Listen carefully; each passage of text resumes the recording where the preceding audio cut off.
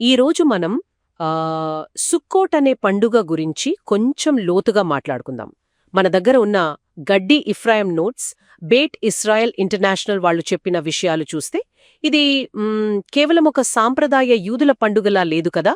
నిజమే అండి. దీనికి ఇంకా పెద్ద అర్థం ఉంది అంటున్నారు. విశ్వవ్యాప్త ప్రాముఖ్యత అంటే ప్రపంచం మొత్తానికి సంబంధించింది అని, ఇంకా భవిష్యత్ విమోచనానికి ఒక తయారీలాంటిదని కూడా ఈ ఆధారాలు చెప్తున్నాయి. అవును. మరి ఈ పండుగలో దైవిక రక్షణ అనుభూతి, భవిష్యత్తులో దేశాల ఐక్యత, ముఖ్యంగా ఆ 70 దేశాలంటున్నారు, ఇంకా మెసియా యుగం రాకడా, ఇవన్నీ ఎలా ముడిపడి ఉన్నాయో చూద్దాం. తప్పకుండా. ఈ పండుగ వెనుక ఉన్న అసలు భావనలు, ఆ లోతైన అర్థాలేంటో తెలుసుకుందాం. సరే, ముందుగా చాలా బేసిక్గా సుక్కోట్ అంటే ఏంటి? మన సాధారణంగా వినేది అంటే ఇది ముఖ్యంగా ఇజ్రాయెల్ ప్రజలు 40 ఏళ్లు ఎడార్లో ప్రయాణం చేశారు కదా. అవును. ఆ సమయంలో దేవుడు వాళ్లని ఎలా కాపాడాడో గుర్తు చేసుకునే పండుగ. 7 రోజులుంటుంది. వాళ్ళు సుక్కా అనే తాత్కాలిక పందిరిలాంటి నిర్మాణాల్లో ఉంటారు. ఓ, ఆ సుక్కాలో ఉండటం ద్వారా ఆనాటి పరిస్థితుల్ని గుర్తు చేసుకుంటారన్నమాట. అవును. కాని అది గతాన్ని గుర్తు చేసుకోవడం మాత్రమే కాదు, అది వర్తమానానికి కూడా సంబంధించింది. యమునా అంటారు కదా, అంటే విశ్వాసం, సృష్టికర్తపై పూర్తిగా ఆధారపడటం అనే సత్యాన్ని ఇది చెర్పుతుంది.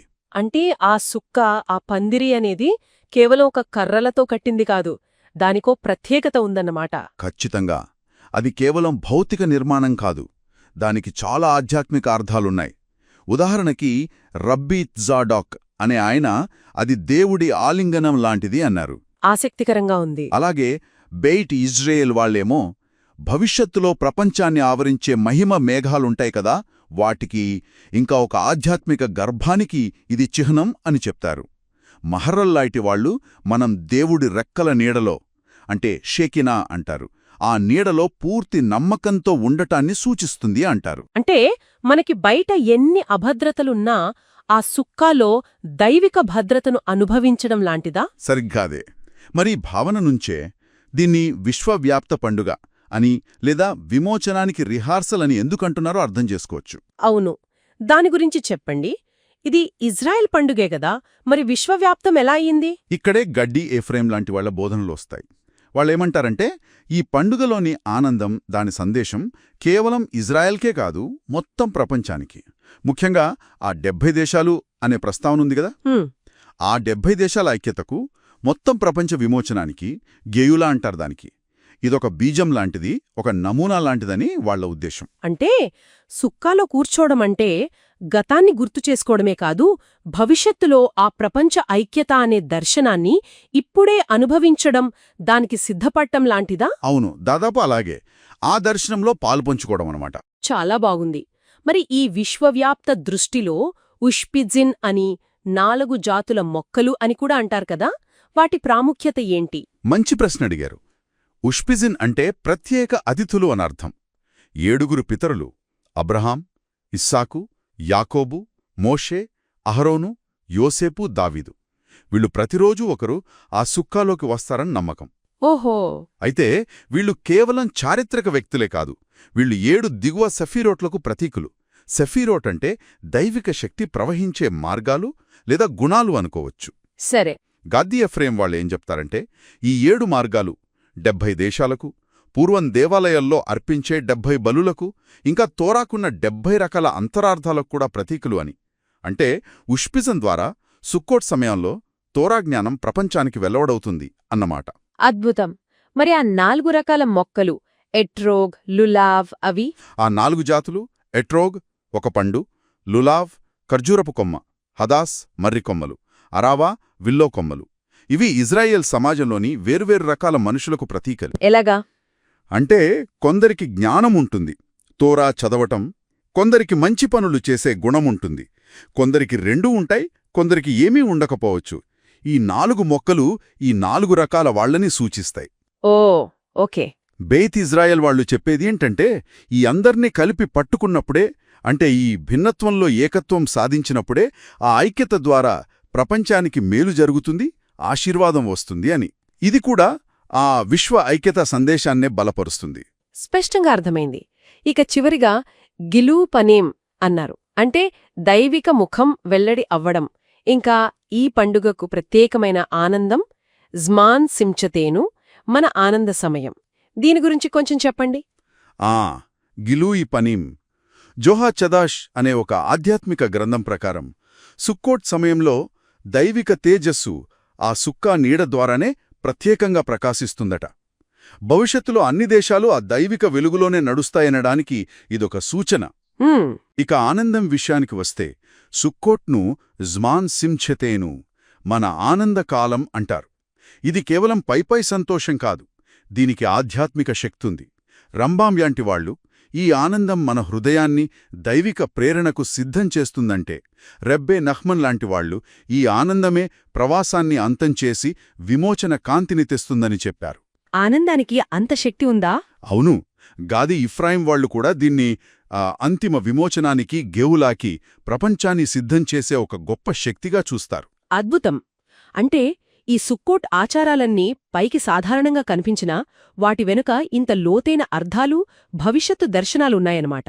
మొత్తం మీద సుక్కోట్ ఇచ్చే కీలక సందేశం ఏంటి అని చెప్పాలి? క్లుప్తంగా చెప్పాలంటే సుక్కోట్ మనల్ని దేనిమీద ఆధారపడాలో నేర్పుతుంది. ఈ తాత్కాలిక భౌతికమైన భద్రతలను వదిలేసి ఆ శాశ్వతమైన దైవిక రక్షణను నమ్మమని చెప్తుంది. నిజమే. ఇంకా మనలో ఉన్న తేడాలను చూసి విడిపోకుండా ఆ వైవిధ్యంలోనే ఐక్యతను సాధించమని, మన హద్దులు దాటి ప్రపంచం మొత్తానికి ఆశీర్వాదంగా ఉండాలని పిలుపునిస్తుంది. గద్దీ అఫ్రాయిం అన్నట్లు ప్రతి సుక్క కూడా రేపు రాబోయే ఆ విమోచిత ప్రపంచానికి ఒక చిన్న నమూనాలాంటిది. అవును.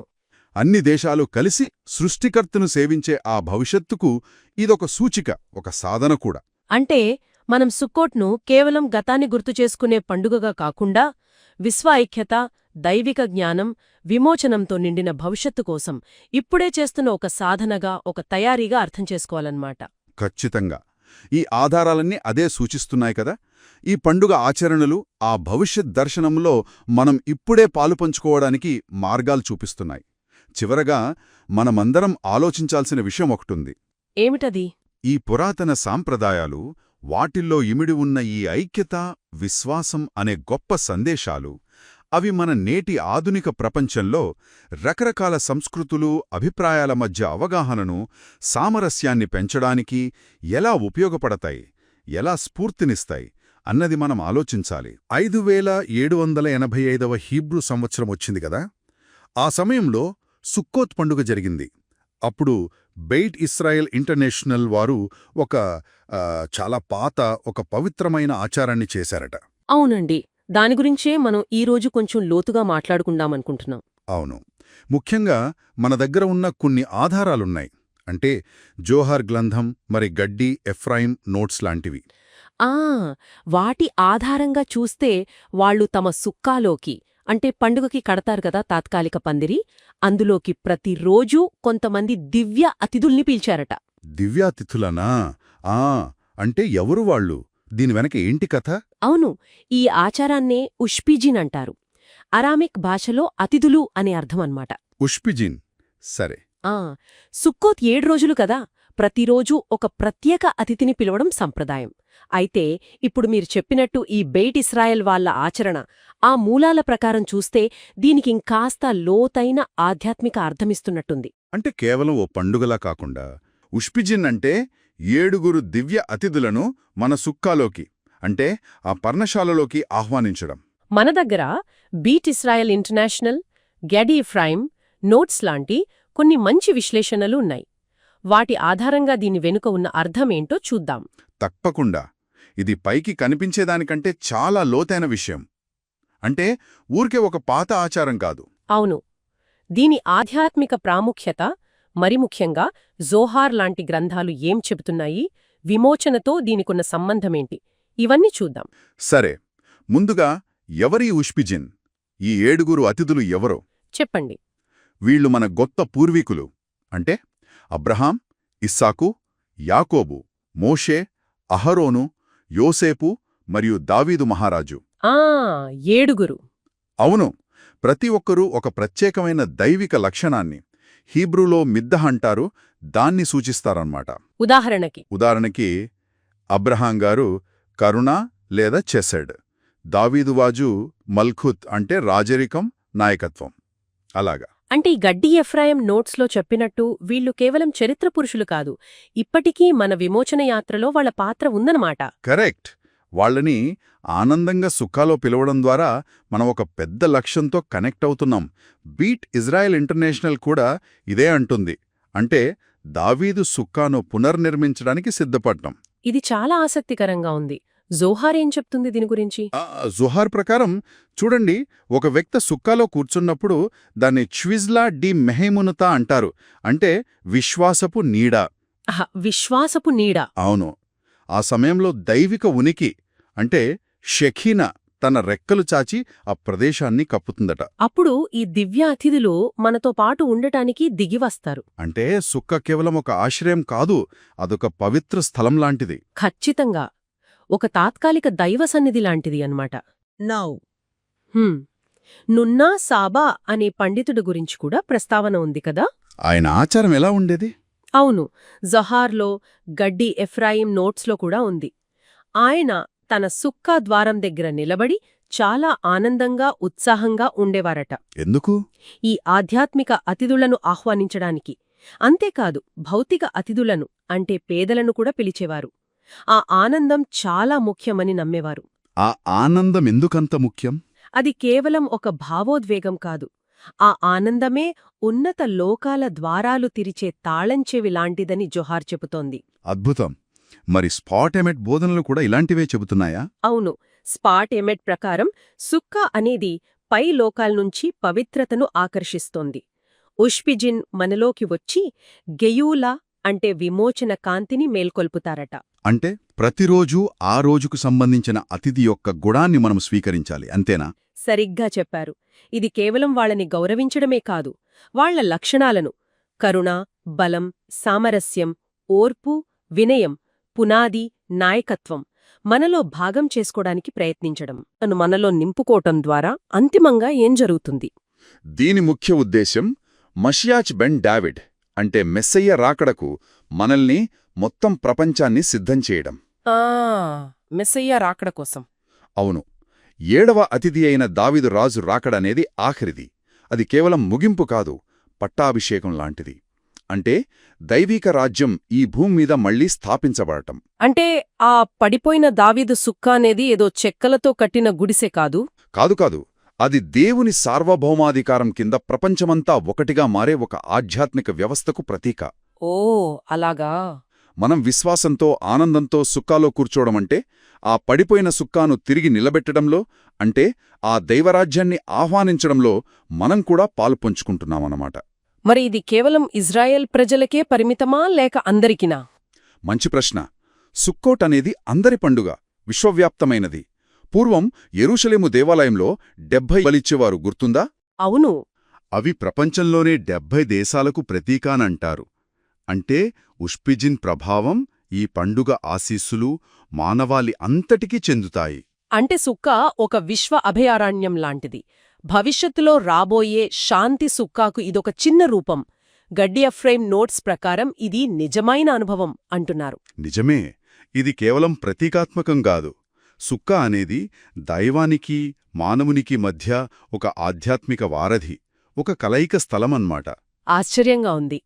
మనం గుర్తుంచుకోవాల్సిందేంటంటే ఆనందం, యమున అంటే విశ్వాసం మరియు ప్రేమ, వీటి ద్వారా ప్రతి ఒక్కరూ ఈ విమోచన ప్రక్రియలో భాగస్వాములు కావచ్చు.